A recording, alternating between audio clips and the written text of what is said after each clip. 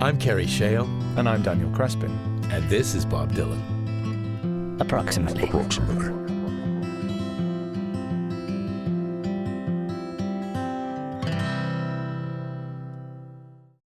A worried man with a worried mind. No one in front of me, and nothing behind. There's a woman on my lap, and she's drinking champagne. Got white skin, got assassin's eyes. I'm looking up into the sapphire-tinted skies. I'm well dressed, waiting on the last train. Standing on the gallows with my head in a noose. Any minute now, I'm expecting all hell to break loose. People are crazy, and times are strange. I'm locked in tight, I'm out of range. I used to care, but things have changed. Nice. Could that be a song called Things Have Changed? I love this song. I have always loved this song. I actually sometimes get questions from, because anyone I work with or knows me, however intimately or not intimately, eventually figures out I'm a massive Bob Dylan fan. And I often get the question, what's he like now? Like what? Because a lot of people think of Bob as just the '60s Bob. They're like, Sure. well, what's his work like now? I'm like, well, the last 30 odd years have been pretty great. And I often point them in this direction because I think it shows the character of Bob post 97, but also still that lyrical brilliance that he's never lost. It's changed, and the way he shapes the songs has changed. But lyrically, it's so brilliant. I mean, that verse, that could be held up there with any of his verses, really. No, I totally agree. I mean, it's an easy song to like. It's actually, even though it's a really deep, disturbing song, I mean, he's got his head in a noose by the second verse. Yeah. Musically, it's great. This was the first song he'd ever produced himself. Wow, that's a good fact. Yeah. I didn't know that. Yeah. He went into the studio to do the song for Wonder Boys, the movie, and this is where he got his producer's mojo. He thought, yeah, this is pretty good. When he not finished bad, it. not a bad result. And so he continued doing it. So just background on the song, it was released in 2000 as part of the soundtrack album, and then it won the Academy Award. Yes, it did. For Best Original Song. And I feel the same way. This is the debut of the 21st century Bob. Yeah. He's finally disconnected those cables and overturned those tables. And part of it, I think, is, producing himself. Yeah. But also he's talking in the song about the fact that you can't reach him on any level, not even on your pirate radio station. He stepped outside of the modern world. He's no longer on our frequency. And he, in this song anyway, because he gets back into the, in Love and Theft, he's very much in the world. He's in Mississippi. He says, I'm locked. He says, no, what does he say in Mississippi? The opposite of I'm locked in tight. But anyway, Mississippi is a song just full of heartache and pain. But in this one song, he manages to step outside. But I would say often, like, Mississippi is kind of in its way a love song, not in the traditional sense, but it's about, I've got nothing but affection for those who sailed with me. It's quite romantic in some ways. But when he's often talking about the world at large, it's rarely romantic. So this is about the world at large, isn't it? It's kind of like everything's a little fucked. People are going a bit crazy. I'm just gonna watch from my ivory tower. Yeah, I'm just gonna watch. Well, the line I was trying to remember was "trapped in the heart of it," trying to get away. That he was back trapped in the heart of it. But in this song, it's quite a delightful song. On the tune is very delightful. Again, it seems every episode we talk about Dylan, the juxtaposition between the lyrics and the music. He's a master of that. Yeah. So what do you make of "I'm Locked in Tight"? Because it's the chorus. It's repeated a million times, and I've got my own theories about it. Well, "I'm locked in tight, I'm out of range." To me, reminds me of like a sniper looking at something. I'm locked in tight, I'm out of range. They can't see me. No one will know I'm coming. But it's almost like this genius watchful eye looking over things, but not. I know what's going on, But I'm out of range. I don't need to partake in it. But I understand what's going on. But I kind of agree that in Locked In Tight, the thing that when I first heard it, repeated over and over in the chorus, it always reminded me of a bullet in a gun. Yeah. They have to be locked in tight or they'll explode. Yeah. And I'm out of range.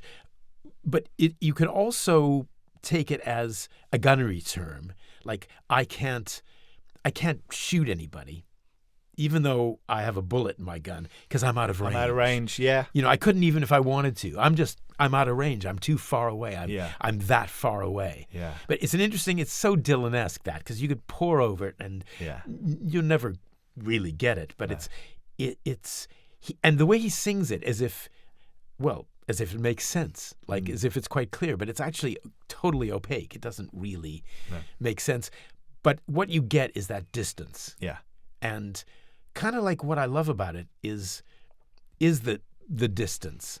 Like, even though he's on the gallows with his head in a noose, and even though he knows that all hell is going to break loose, he's gone to another place. It's detachment, isn't it? Yeah. It's in a positive sense, in a way. Yeah. Detaching. That they often, I go on about Buddhism and Hinduism a lot, but that often a lot of the great Hindu masters always say, forget the world.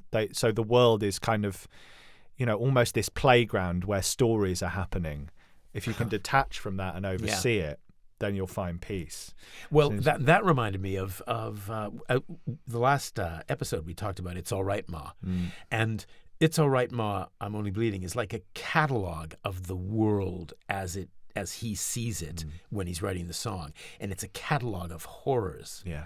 And in this, he's not horrified and disgusted anymore. He's just observing. It's actually weird, because we've talked about what could his relationship with Buddhism be, because he doesn't really ever explicitly or even slightly implicitly talk about Buddhism. But maybe this is actually a Buddhist song. Well, this is the point we've made before, isn't it? All the people he was inspired by and was hanging around with, so Ginsberg and Kerouac, all Buddhists.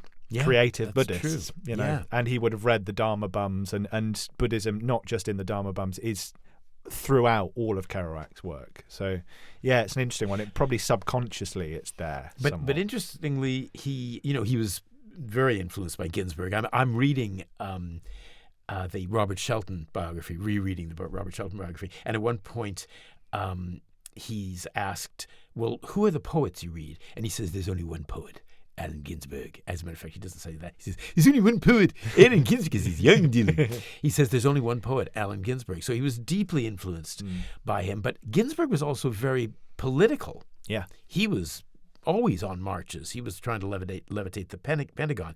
But after this song, after this period, there's no more Hurricane. There's no more Lenny Bruce. No. There's no more Clean Cut Kid, even. Which we'll get on to. He really doesn't. And when somebody says, to him in Highlands, someone just asked me if I was registered to vote. And in this scathing, almost contempt for the idea of voting. Yeah. He really is. That's one thing he's kept, even though he's gotten back, and in his songs, he's full of heartbreak and rage and all these other things. He's kept his contempt for politics. Yeah, or at least political proselytizing isn't the right word, but talking down to people in any way, because I think that's almost, as we talked about in the last episode, My Back Pages as a song kind of feels like there's an embarrassment to how he was before. I think just one thing, so the first line is a worried man with a worried mind, yet the repeated chorus is always, I used to care, but things have changed, which kind of contradicts itself in a way. It's like, because if you don't care, you're not worried.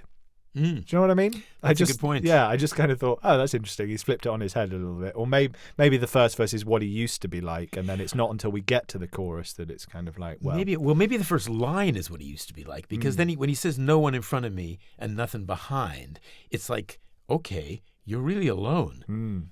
There's no one in front of you. There's no one behind. It's just you. Yeah. So that's two very good lines. Yeah. I'm always amazed when people, this is the type of song you could say when somebody says, "Give me a song." Give them this one. Yeah. Because although it's even when he played it at the Academy Awards by satellite, you could sort of see that half the audience was getting it. Not even half. I think maybe a quarter of the audience was getting it, and 3/4 of the audience was like, huh? Yeah, I actually watched it yesterday because I watched it again too. There's Danny DeVito staring into space at one point, eating something and kind of not really watching the screen. And there's Frances McDormand, who's going who's loving nuts. loving it. Yeah, absolutely. I love. Can we talk about that a little bit? Let's talk about it. Yeah. So, I mean, I've got it in my notes here. It's a bit further down. So he gets the Oscar and he says, "Oh my good God, this is amazing." Now, when does Bob Dylan say, "Oh my good God, this is amazing" about anything? Yeah. But he is a film buff, and there's stories of him, going to the movie theater and staying to watch the next one or watching the film again, and it must have meant hell of a lot to him. Well, he kept his Oscar or a replica Oscar on his piano for quite a while. But I also love what he said in the speech. He said he credits the Academy for their bravery because he says it's a song that doesn't pussyfoot around or turn a blind eye to human nature. I think that's very telling about the song. I think it's true, and I think that's why most people were bemused by it. Well, also, it takes work. Like, one of the reasons we're Bob Dylan boys is we like a good job of work. Yeah. It's not an easy song, even though, as Bob Dylan songs go, it's quite accessible. Yeah. But it's not easy, and that's why most people, it was sort of like passing over them. Because, the previous winners of the best song were people like Andrew Lloyd Webber and Phil Collins. Yeah. And indeed, well, actually, Sting was nominated that year as well, as was Randy Newman. So it was a pretty decent year. But sometimes the Oscar songs can be awful. Oh, they can be. And I think, and the Oscars are not hip, certainly back then. I think there may be more hip people have gotten into it. But it was, a very elderly membership, certainly back then. Yeah. I think almost the Oscars is becoming unhip again in a way. I think it was when Will Smith slapped Chris Rock. I remember seeing an interview a couple of days later with Jim Kerry and saying, "Oh, this was the moment I realized we weren't the cool kids anymore." He was basically talking about the ridiculousness of that slap and then Will Smith getting a standing ovation at the end of the night. And he was talking about, we're not the cool club anymore. And I think a lot of people do look down. Even I'm in the industry, and I sort of look at that Hollywood crowd with not contempt, but just like, you're not living in the real world. They're so disconnected from what normal people are going through. They talk about Oscar campaigns now, and particularly, for Best Actor, Best Actress, whatever. We won't go there. But the campaigns, like, you got to spend 3 months. You got to block 3 months out where you could be making a movie to just promote it, to promote yourself, to win that Oscar. Yeah, it's bizarre. But that brings me back to one of my favorite lines. So Dylan at the Oscars was not at the Oscars. He was in Sydney. And they rented a studio. Yeah, I always thought it was live, but that he was playing a show. I read that he was in a studio. Oh, I thought it was during a show. No, it wouldn't have been because, of course, he'd do a show at night, but in Sydney it's the morning. Of course, makes sense. Yeah. So he was in a studio at some godforsaken hour with his band, doing that for a live feed, and then he sings the song, "I'm in the wrong town. I should be in Hollywood." Yeah. How brilliant is that? Fab. I'd not thought of that. And it was a really good, well lit, because his eyes, like, you can't fake that. Right at the camera, isn't he? And also his eyes were like this blue that, he wasn't wearing, I don't think, nice. He's got lovely or eyes, our Bob. He does have lovely eyes. He's got lovely eyes. But I mean, they're so piercing. Yeah. If people who are spending time listening to or watching this podcast have not seen the video of it's worth a watch. Him at the Oscars. Just to see him, if nothing else, to see him like a kid. But it's so lovely as a fan. When you get to, it's rare that you get to see Bob having fun or excited. I know. And when you do, it's so lovely as a we fan. all love to see Bob. Love to see as him you know, happy, I've got man. a picture in my loo of Bob smiling on stage, and we just, you have to love it because he's he's prone to the darkness. There's elements of this song that remind me of, it sort of harkens back to his more absurdist phase in the 60s. You think of albums like parts of Highway 61 Revisited and Blonde on Blonde. There's lots of, songs like I Want You and Desolation Row. There's absurdist images and things that, collections of stuff. Well, stuff like putting her in a wheelbarrow and wheeling her down the street, and then Mr Jinx and Miss Lucy, they jumped in the lake. It kind of reminds me a little bit of Ezra Pound and T.S. Eliot fighting in the Captain's Tower. It's a little bit like that. I thought it was interesting because it is this, as you say, this new 21st century Bob. But there's moments of the old way of writing that hop into this song. What do you make anything more of I'm in love with a woman that don't even appeal to me? No. I can't, because earlier in the song you've got white skin, got assassin's eyes. Although he's sort of talking about, well, he's talking about the woman, isn't he? He's not talking about himself. Actually, before we go, I've got to mention this. I went to bobdylan.com to check out the lyrics. God, what have they done? This is what they've done. Got white skin, blood in my eyes. Which he does sing live. Oh, does he? He's sung live for a very long time, yeah. Oh, okay. Yeah, he does. And he sort of always generally puts the emphasis on blood in me. He goes, blood in my eyes. Okay, well then that's... But yeah, that's fair enough. Well, what I make of I'm in love with a woman that don't even appeal to me, it reminds me of a kind of like a Borscht Belt gag or a Woody Allen gag. I imagine. Do you know? Well, this is the joke that it reminds me of.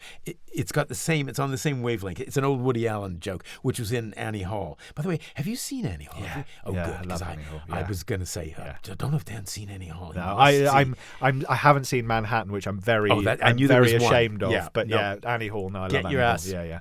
To watch it in the dressing room. So there's two. He tells this joke. I don't know exactly how he puts it, but it's like this. It's sort of like two old guys in a cafe. One guy says, "This food looks awful," and the other guy says, "Yeah, this food tastes awful." And the first guy says, "This food is absolutely terrible." And the other guy says, "I know, at such small portions."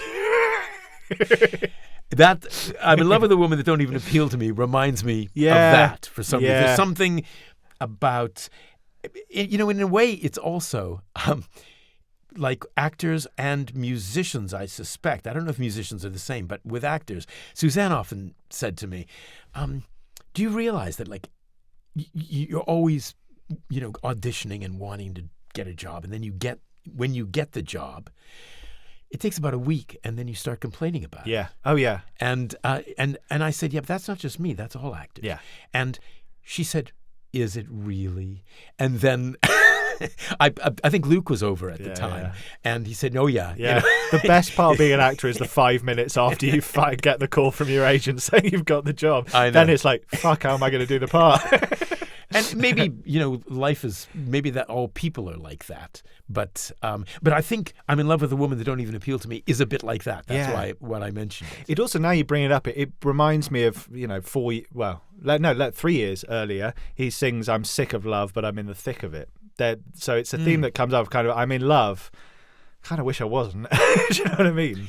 Yeah, it's a theme that seems. It's a to pop theme, up. and it's quite. It's a sort of an unspoken truth sometimes. Just discontent. I mean, I think that's the thing. I think Dylan is the master of discontent. He's just never. Somehow it happened when he was married, and I also came across in the Robert Shelton book his. He mentions Sarah by name, and he mentions her for over a couple of pages, and he says she's saint-like and other things. I mean, he likes a good saint, Bob, in a woman. Yeah. He likes women to be saint-like, but he talks about her in very positive ways as somebody who gets him, but I think he becomes discontent. He managed it for some years, but then the discontent monster came. There's something, isn't there, about often with I mean, we were talking about the Scorsese documentary. Yep, there you go. Robin. A 4 or 5-parter on Apple TV. 5-parter. Yeah. And he says, "I'm never not making a film, even if I'm not making a film." That's all he's doing in his head. It's one of the reasons I think Scorsese is very simpatico with Dylan. Yeah. There's something about great artists. there has to be a lack of satisfaction in some way. The constant movement, even if that's just movement of the mind, there's something about it. I totally agree with you. And that's why it's so interesting, this song, because he's found a place of kind of non-movement. He has actually, in a weird way, he's become content by rejecting everything. Yeah. Yeah. But can we talk about the video? Yes, please. I was just thinking about Great. that. Yeah. So, and if nobody's seen the video, see the video. See the video. Oh, the video's a treat. I think it's the best Bob Dylan music video. And it's so ridiculous in many ways. I don't know why. Wait, I do have notes about this, but I love how uncomfortable Bob looks, and yet it still steals the show. Still manages to be the he can't lip sync at all. No. Or won't. Or won't, yeah. The bits where he's supposed to be sort of acting with other people in the film are just hilarious. Yeah, because they're so terrible. Yeah. But it works for the song. It does. He's like, I don't really give a shit. I'm going to sit here with a cane and a top hat and eating a hamburger in a parking lot. In a parking lot while it's snowing. Yeah, while it's snowing with a diner behind me. Because fuck you, because I can. I know. I think it's actually, it's a really good music video because it captures the song. It could have been called "I Don't Give a Shit," yeah, and that's very liberating. In parentheses, yeah, yeah. And I watched it a number of times because also I don't know whose idea this was. It was great. He at one point he's a passenger in the car with Michael Douglas, and in the next point he's driving the car, and he looks over and it's Robert Downey Jr. And then in the next shot he is Michael Douglas. Like Michael Douglas has the top hat and the cane.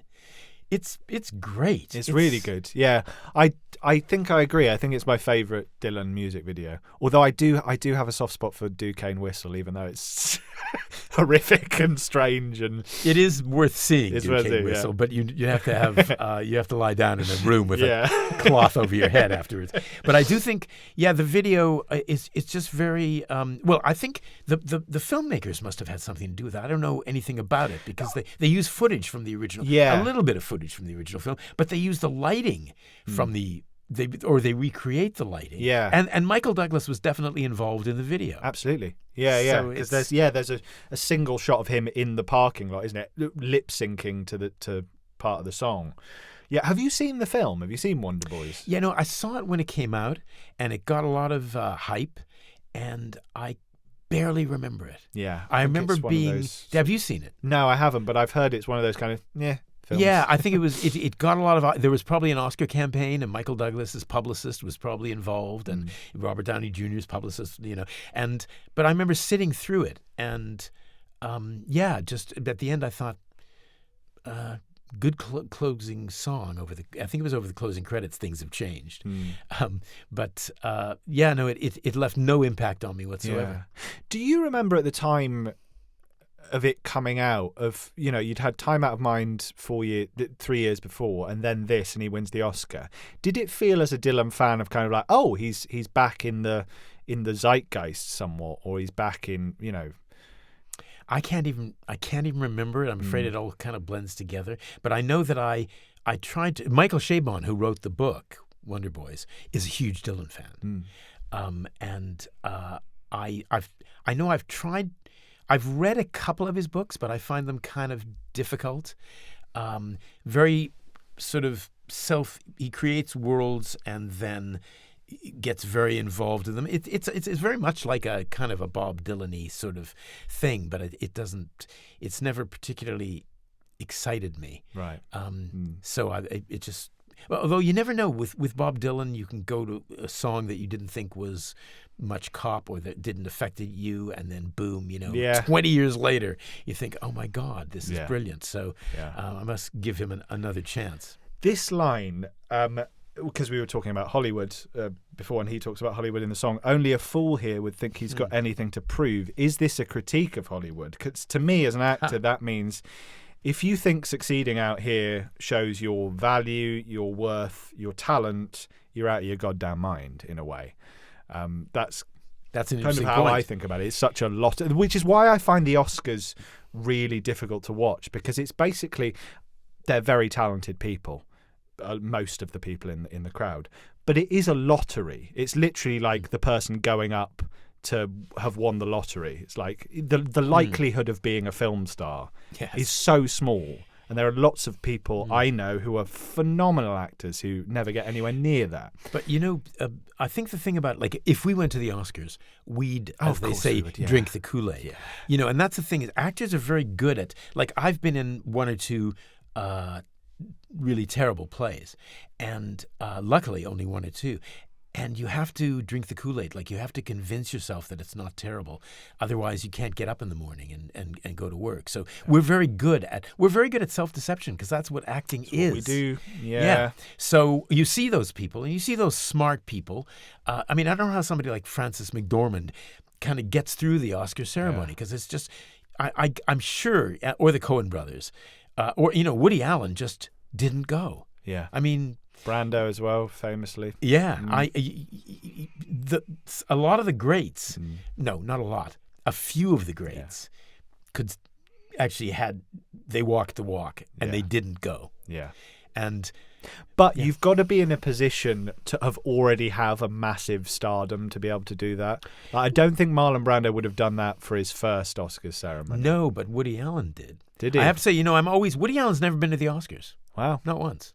He always says, I have another engagement. I'm playing my clarinet that night. Yeah. That's literally the excuse that he gives. Yeah. But he basically, I think I've got Woody on the brain, and I know I've mentioned him a lot on this podcast, but I've just started this 1,000-page biography of him, which is not a sort of hagiography. It's not a sort of everything he does is brilliant. I think it deals with his personality, which is not an easy personality, because I'd put him up there. I'd put him up there with the greats. He's influenced more 20th century cinema, and so he is one of the 20th century cinema greats. But he didn't drink the Kool-Aid. Like, he's always gone his own way. But anyway, can I get back to Mr. Jinx, who you brought up earlier? Yeah. Because I researched Mr. Jinx. Yes, isn't it some sort of cartoon character or something? Yes, I even watched a bit of Mr. Jinx. Okay. And I realized that I grew up watching Mr. Jinx. There was this... It was, with Top Cat. Top Cat was quite big in this country. Did you ever watch Top Cat? And with those Hanna-Barbera cartoons, they had little cartoons to break up the main cartoons. There'd be like a Top Cat for 10 minutes, and then there'd be a thing called Pixie and Dixie. And there were these two mice called Pixie and Dixie. And I think Tweedledum and Tweedledee. yeah. I think Dixie had a southern accent, I think. And so there was the two mice, Pixie and Dixie. And the cat who was always trying to eat them, it was called Mr. Jinx. And Mr. Jinx was really, he was hip. Like, he sort of spoke. He sort of he would say a lot, and you say, "You guys, you mice, get over here." And it was not exactly like that, but he was he would say, "I'm right." Anyway, that was Mr. Jinx, and I don't know. I have no idea, except for the fact that in this song, this is my theory based on Mr. Jinx and Miss Lucy. There's Mr. Standing on the Gallows. There's Miss Wheelbarrow. None of the characters in the song have any depth at all, and they're like cartoons. They're like sort of punchlines. And so going back to what the song is about, it's sort of he's reduced the world to these very flat, very stereotypical, very two-dimensional characters. Yeah, and that's what he's done by stepping back. I like that. Yeah. I like that. We're coming to the end, but I do want to say my favourite line is such a simple line in this song, but I think it's such a brilliant thing for a lot of water under the bridge, a lot of other stuff too. I really like that, because I find I would like to get to my old age and be able to go back. I've got nothing but affection for all those who sailed with me. That's how I'd love to get to. I'm nowhere near that yet. Do you know, I hold on to resentments too long and all that stuff, and I don't forget and all that stuff. So I like that. There's water under the bridge, but I'm not forgetting. There's other stuff too.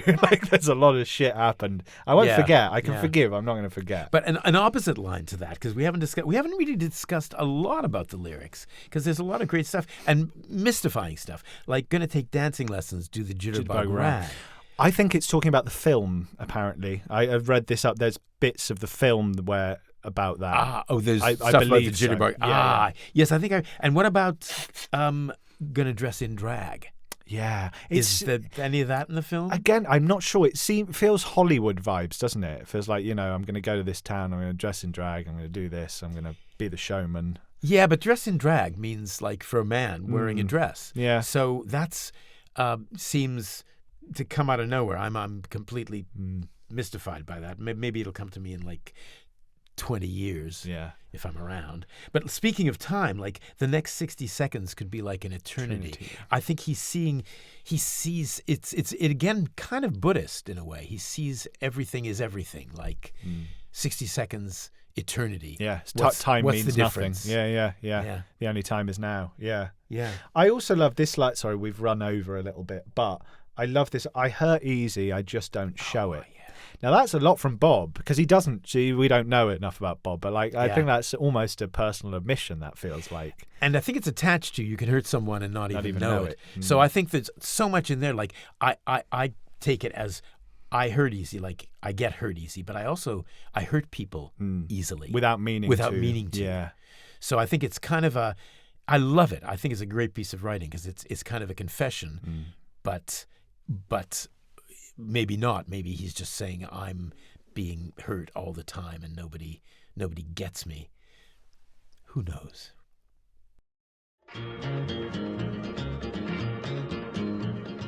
So you didn't see yourself as Robert Zimmerman? For some reason I never did. Even before you started performing? No. Even then, some people get born to the wrong names, What would be an example to you of a correct name? For me? For anything. Well, let me see now.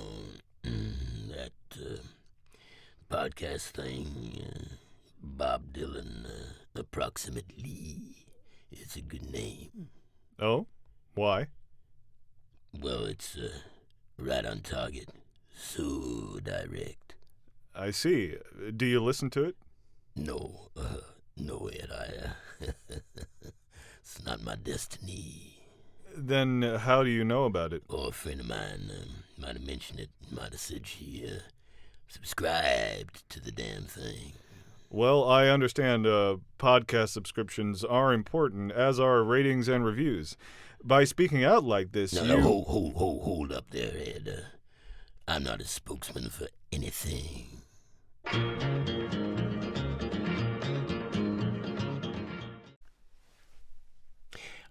I'm trying to figure out what voice to use for this one. Do you have any requests? Ooh.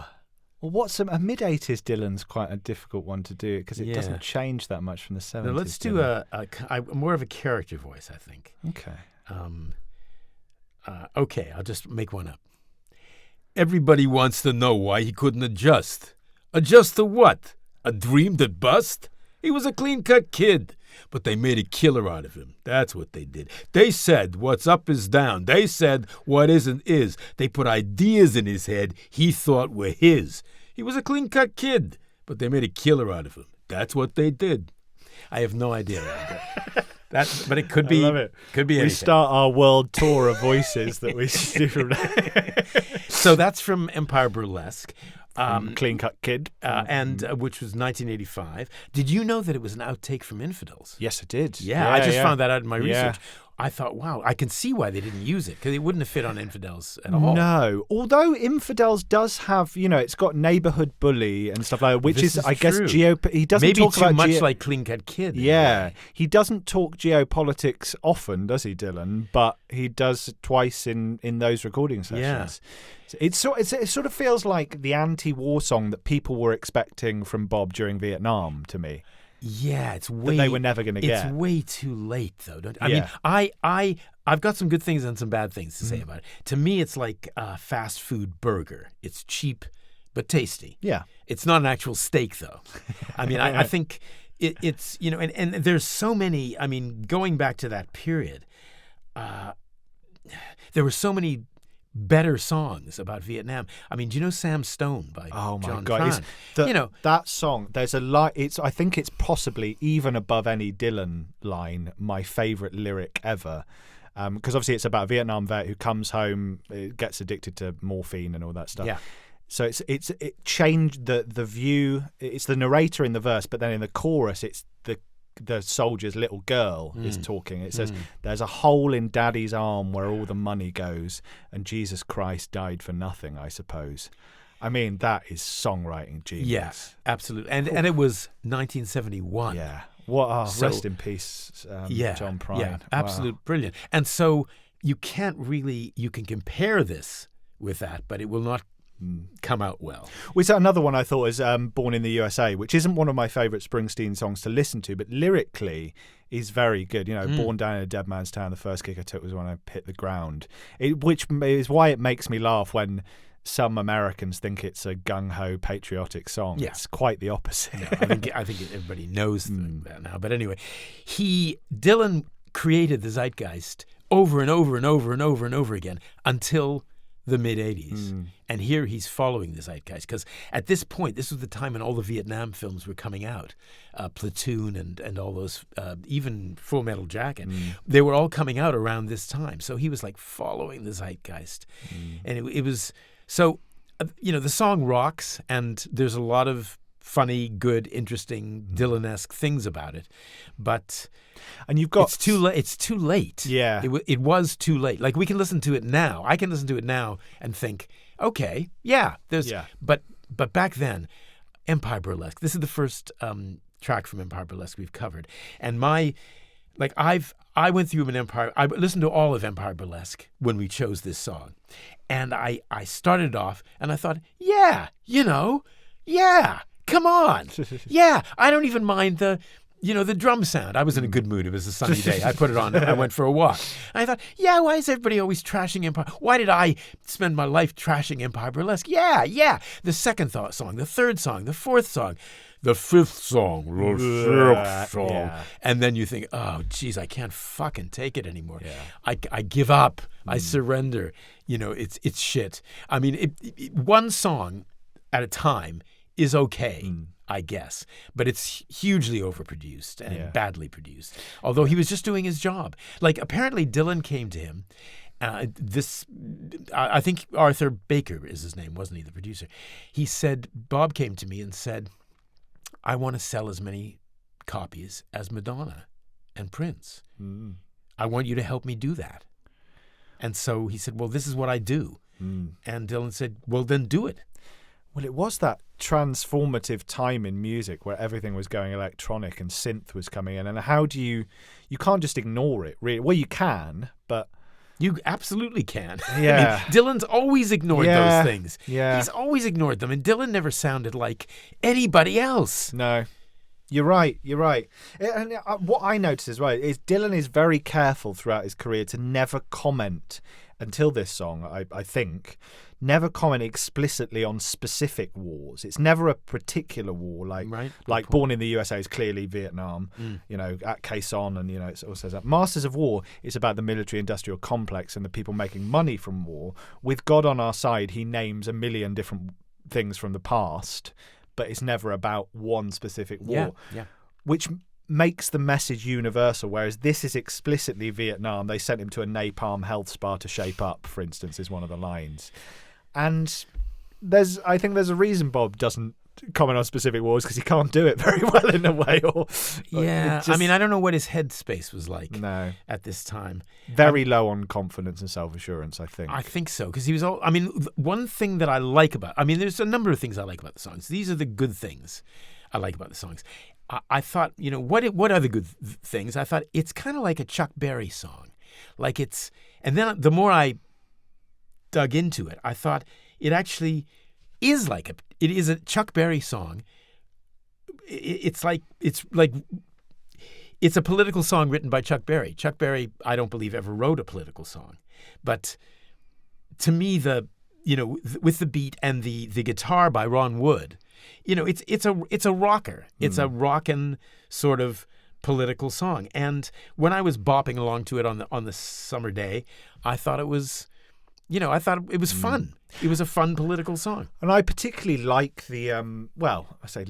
prefer the Springtime in New York, the sessions from Infidels, because it's still got Sly and Robbie on as a great rhythm section behind it. And the drums do kind of ruled this song, I think. That's the bit I like of the. It's a good beat. It's nicely, as you say, a very good point. Like quite Chuck Berry style guitar licks and. Yeah, I've written an alternative Chuck Berry verse, which is, well, this is the sort of, I'll read a Bob Dylan verse. Let's see. His mama walks the floor. His daddy weeps and moans. They got to sleep together in a home they don't own. He was a clean-cut kid. He bought this is mine. He bought a powerful car, and it went real fast. It was bright cherry red and used lots of gas. Because you know what? I don't think it took me 2 seconds Kerry to write Zimmerman, that. Is that you? Yes. But I don't think Bob spent a lot of time on this song. That is my point. I wrote that in 30 seconds. Yeah. It was the first thing that came to my mind. And I think I just don't think he took a lot of time on it. He runs Put Him in Debt with Russian Roulette. I don't think, like we talked about in the previous podcast about Talking New York having sort of unexpected depth. I think this has got unexpected shallowness. Yeah, an anti-war song that's actually shallow as hell, really. Well, yeah, and he went to Hollywood to see Peter O'Toole. He stole What's a role. that line? Well, is that something I'm missing as a millennial? Exactly. That's no. I mean, I don't think that Peter O'Toole, although he did some films in Hollywood, I don't think he ever lived in Hollywood. I mean, he stole a Rolls Royce and drove it into a swimming pool. Is Brian Jones, right? That's actually Keith Moon. Keith Moon, sorry, yeah, he was a Lincoln Continental. That was it. But yes, he apparently drove it into a swimming pool. But I don't know. I think it's one of those things where he just takes something and throws it in, which we've discussed that a number of times. He takes a song that's rattling along pretty well, and he throws something in. But I think, the point of Clean Cut Kid, which I quite like, is, well, first of all, I'm not sure in England if they had an equivalent of Clean Cut Kid. Because of the class system and various other things. It's difficult with the class system. Yeah. Whereas not a good old American boy. Yeah. Type. Whereas I kind of knew, even in Canada, because we were so influenced by America, there were clean cut kids. I was a clean cut kid. I mean, you are brought up to be clean cut kids, and we had Kool-Aid stands. You would make some Kool-Aid and bring the jug out to the street and, on a little table, and then passing adults would give you 10 cents for a glass of Kool-Aid. I don't know. Did they do that here? No, but we know of that. Like, that's a real image of America, the lemonade stand and stuff like that. Yeah. But this is the question. When he was 10 years old, he had a watermelon stand. Do people have water, or is that just Bob being weird? I think in big cities, we could research this, but I think in big cities like, say, New York, they would have watermelon stands. But I'd have to research. Because part of me thought, is that just Bob doing a weird thing, taking something there and putting a slight spin on it just to fuck with you? Yeah, no, it could be. It could be. I mean, I think the ultimate clean cut kid that I met, actually, I was looking back on it on my life, and I don't think I've mentioned Clark to you. Clark was this guy. He was a Vietnam vet that I shared an apartment with when I was in university. I met him when I was traveling through Canada. I met him in Montreal during my hitchhiking to New York summer, and doing lots of acid summer. And then he looked me up. Not so clean cut now, Kerry. No. And he came to Winnipeg to see if I wanted to sort of like hang out. He basically was a deserter. He'd been to Vietnam. And he had it was so odd. He was from Minneapolis as well. This is all. He was tall. He was quite good looking, blonde, blue eyed. His name was Clark Johnson. He couldn't be more clean cut kid than that. And Clark, if you're out there, I would really love. I've lost touch with him, but I'd love to talk to Clark again because he turned me on to lots of good music. He was really into music. He turned me on to Love and Spirit and various.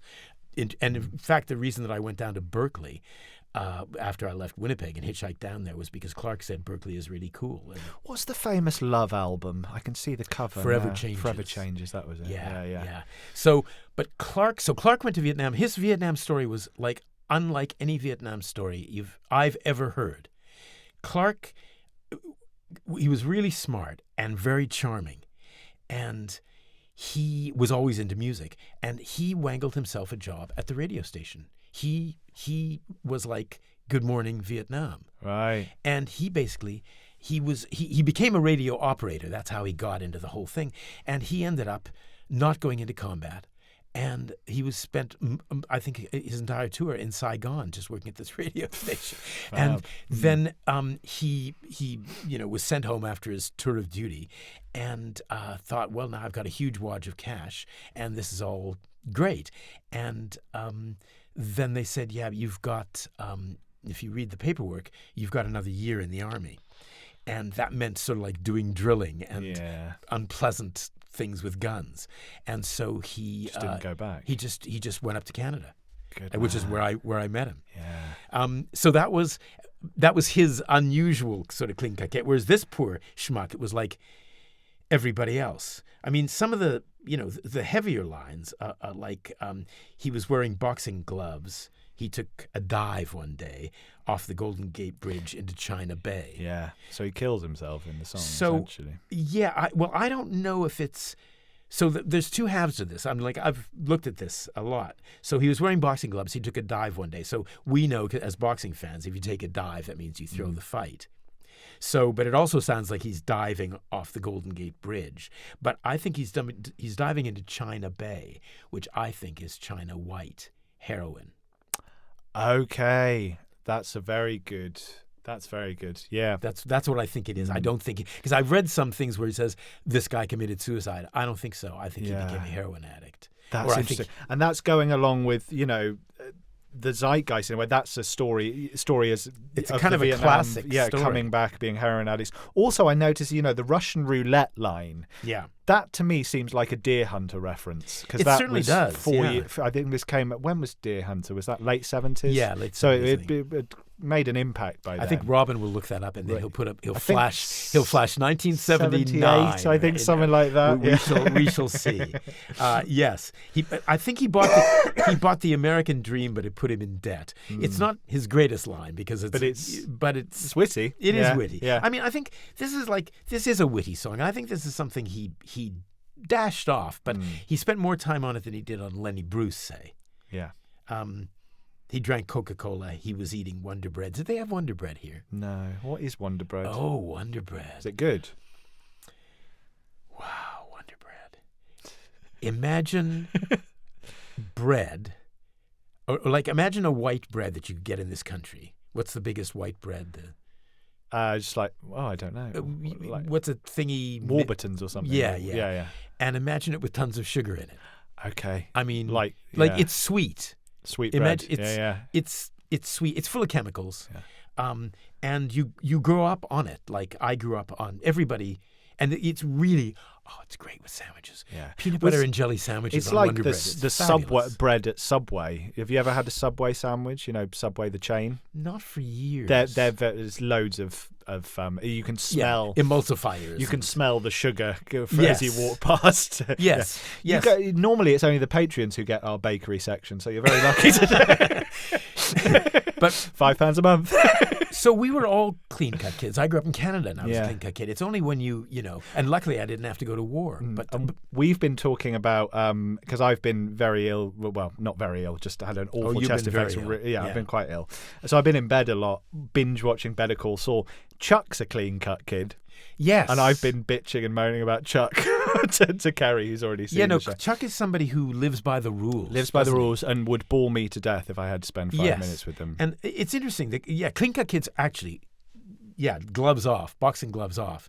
Like, I grew up seeing, like, as I got into high school and I discovered drugs, I saw all the clean-cut kids, and they were boring as hell. Like, they were on the football team. Yeah. They were in the marching band. Like it says here, he was on the baseball team. Yeah. He was in the marching band. Well, it's the opposite. It's the clean-cut kid is almost the journalist that walks in the room in Ballad of a Thin Man, isn't it? And us as creatives and in that industry, we're just not interested in that sort of the straight people. In a way, like, I think my dad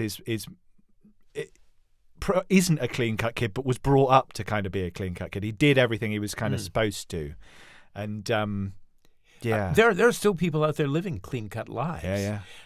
I don't imagine many of them are Bob Dylan fans. No, I can't imagine. I mean, all this stuff, he's very explicit here. He went to church on Sunday. He was a Boy Scout.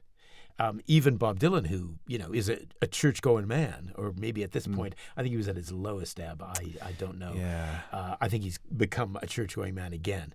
But, yeah, and then they gave him dope to smoke, drinks and pills, a Jeep to drive, blood to spill. They said, congratulations, you got what it takes. They sent him back into the rat race without any breaks. And, I mean, it's not his most beautiful poetry, but it is truthful. I think it makes a wider point, though, about this album as a whole. My thing with this album is if it was a debut album of any other songwriter, it would be considered a great debut album. It's because it's Bob Dylan writing it. No, it's not the best album, but it's not awful like it often gets put up as. It's not a shit album with shit songs. There's some I agree. good There's bits. and without the production, there's some very good bits. Yeah. On it, and the production, as I said, it made me laugh. It's so 80s, like pounding electronic drum and machine. I never listened to this stuff. Like I never listened to Madonna, and even I'm a big Prince fan. We've not discussed Prince, but Prince took that production stuff and sort of made it something. He made it something else because he was a genius. Okay, we're agreed on. I'm. I have a slightly weird relationship with Prince. I rarely sit down to listen to Prince. It's not like I love his back catalogue, but I think he's like the modern day Mozart, like a true music. We talk about Bob isn't the most proficient player. Well, Prince considered the guitar his fifth instrument, and he was unbelievable guitar. So that kind of shows he can play it. I mean, a true touched by something you can't teach. And also never straight ever. No. I mean, I remember the first time I listened. I was at the Edinburgh Fringe doing a show, and I was renting a little flat, and they'd left their music, and they had Purple Rain. I'd heard of Prince. He was super famous. This was like a couple of albums after Purple Rain. I thought, look at this guy. I didn't like the look of him. I thought, you're being Purple superficial Rain. again, Kerry, about yes, album covers. I know. That's me. I mean, I'm a superficial guy. I don't know how I even got into Bob Dylan. I was touched somehow. But it was the same sort of thing with. So I thought, I'll listen to this guy. Everyone's talking about Prince. I'll put on this, Purple Rain album, and I listened to just the first 30 seconds of Let's Go Crazy, the first thing. I mean, that album is so good. I thought it was like some people get the Bob Dylan bug when they listen to the Bob Dylan for the first time. I kind of got it with Prince. Yeah, it was. I just thought, my God, he really we probably not for the podcast, but he kind of changed my life. I mean, I listened to nothing but Prince for ages. Absolute genius. But going back to Dylan's other political songs, I made a note here that it doesn't have the grim poetic dread of Hollis Brown. It doesn't have the shocking proposition, the idea of only a pawn in their game. It doesn't have the satire, the much funnier satire of Motorcycle Nightmare, which isn't political, but it's a satire on films and motorcycles. And conservative America, it's a comment on that, I think. True, and in fact, there's the line, of course, I'm a clean-cut kid and I've been to college too. Been to college too, yeah. So, I dig farmers, man. Yeah. I mean, I don't want to, slag off the song because it is fun to listen to. But think, it's not, it's not top rank. No, and I think the problem with it is all those songs you've mentioned, even Only a Pawn in Their Game, which I find quite dull as a song, generally. Yes, I agree. Good. Yeah, I agree. But in every other political song he does, he brings something new to it. A point of view or a way of framing it that is original and is Bob. And this isn't. This is guy goes to Vietnam, gets fucked up, comes home, becomes a heroin addict. I mean, it's the story we know so well, told pretty straight. Yeah, pretty straight, except for that one line about the Golden Gate Bridge.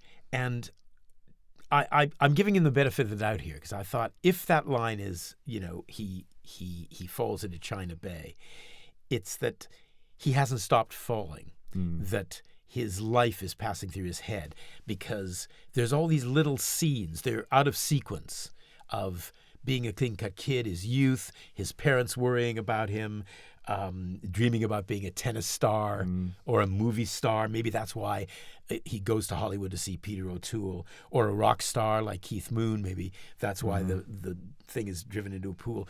But it turns out he was just a ordinary Joe. He was just a clean-cut kid. There was really not much depth to him.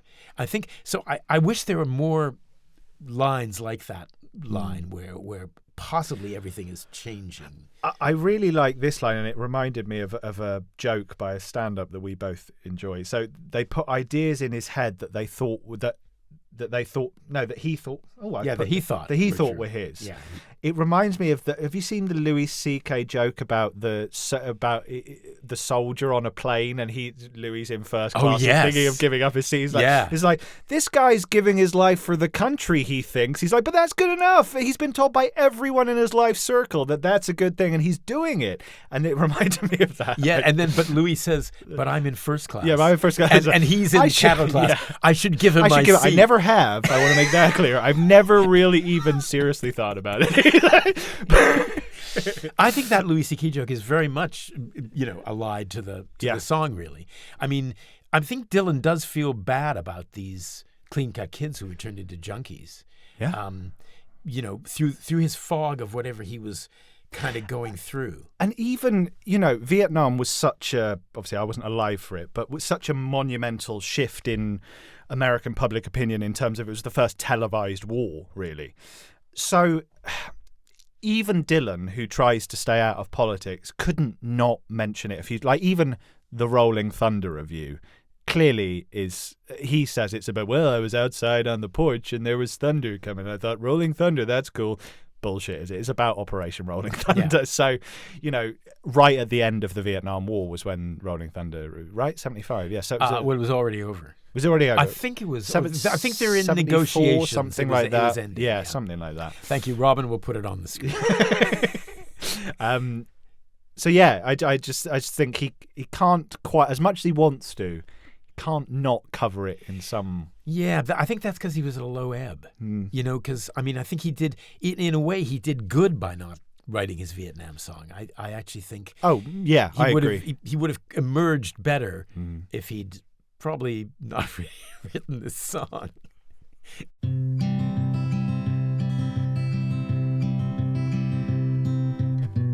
That was Bob Dylan Approximately with Kerry Shale and Daniel Crespin. Produced by Robin Guise. And recorded at Lipsync Post, Soho, London. For longer bonus episodes, join our Patreon feed. And if you have a Bobsessive friend, please spread the word. It ain't quite the end. We'll just bid farewell till we meet again.